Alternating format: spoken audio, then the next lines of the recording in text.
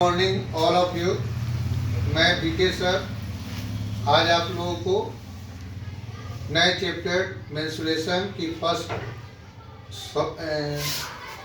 Volume and surface area of solids आज आप लोगों को पढ़ाएंगे।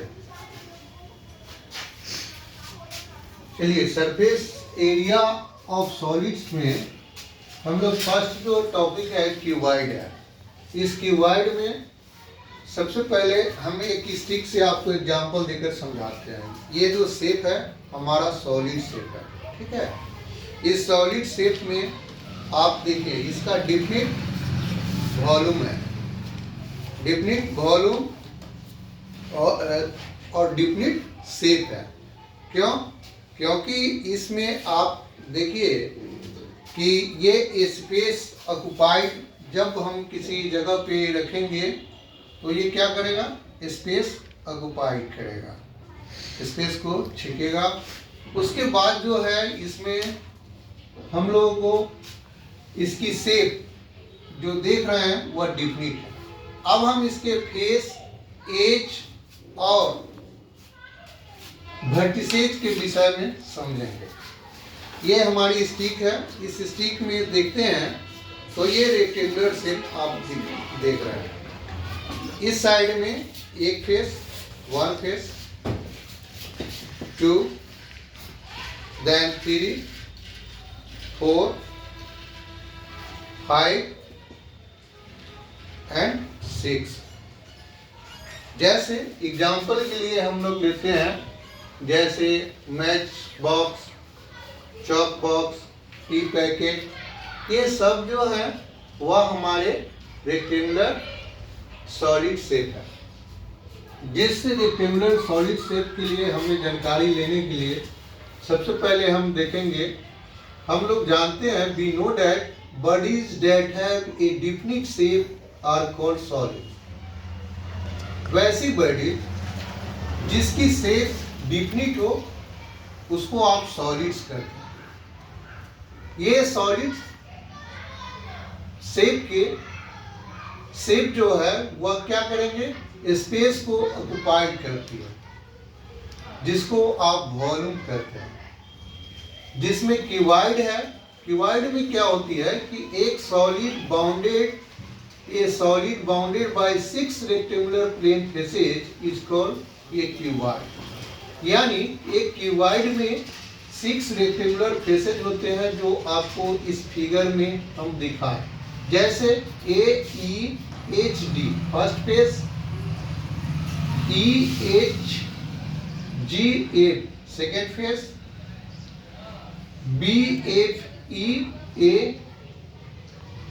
Third phase, BFGC fourth face, BCDA fifth shape और CGHD ये जो है आपका 6 फेस है।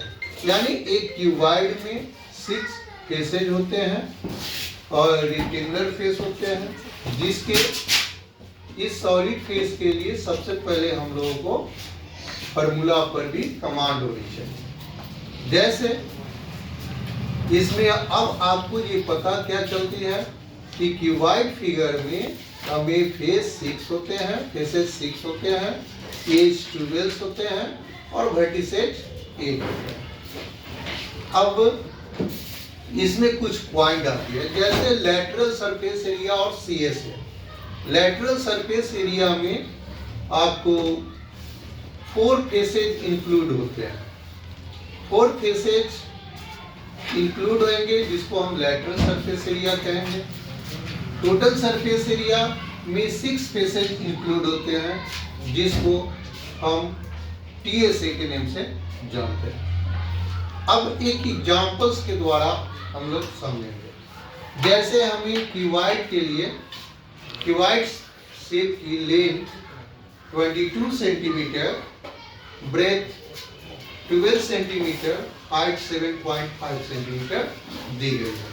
तो बेसिकली हम लोग कैसे इस पर काम करेंगे इन चीज़ों को समझेंगे। मान लिया जाए कि आपको सब वॉल्यूम ऑफ क्यूबॉइड निकालना है कि क्यूबॉइड की वॉल्यूम कितनी है। जैसे आप जिस रूम में हैं, ये कैसी फेस है? रेक्टेंगुलर फेस है।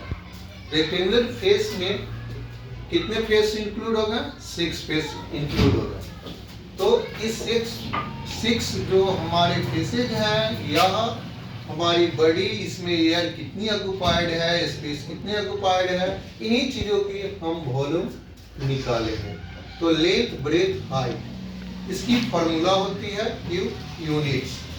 तो सबसे पहले हम वैल्यू को सब्स्टिट्यूट करेंगे। 22 सेंटीमीटर, 12 सेंटीमीटर, 7.5 सेंटीमीटर, इसको हम वैल्यू पुट किए। देन मल्टीप्लाई होगी, मल्टीप्लाई करेंगे, उसके बाद 1980 सेंटीमीटर क्यूब, ये हमारी वॉल्यूम है। Next lateral surface area suppose निकालना है, तो हम क्या करेंगे?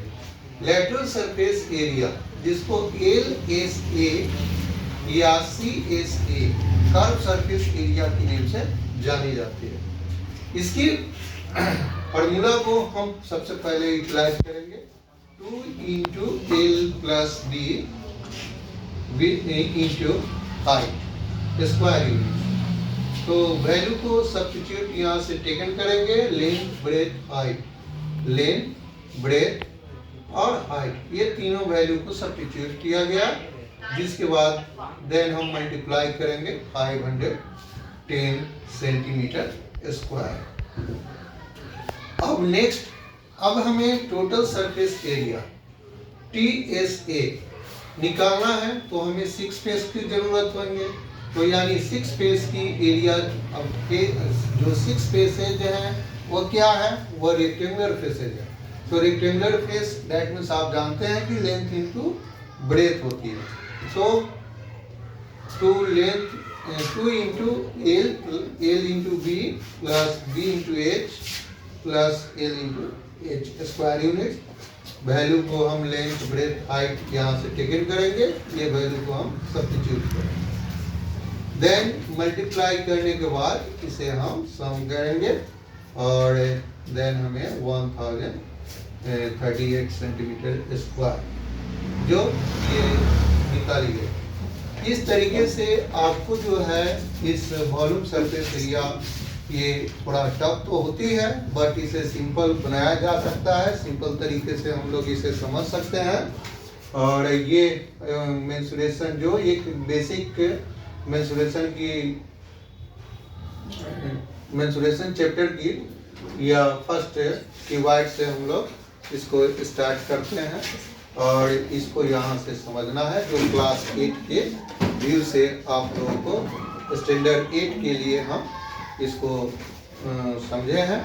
और अब आशा है कि आप लोग भी बहुत अच्छी तरीके से समझ चुके होंगे। ओके।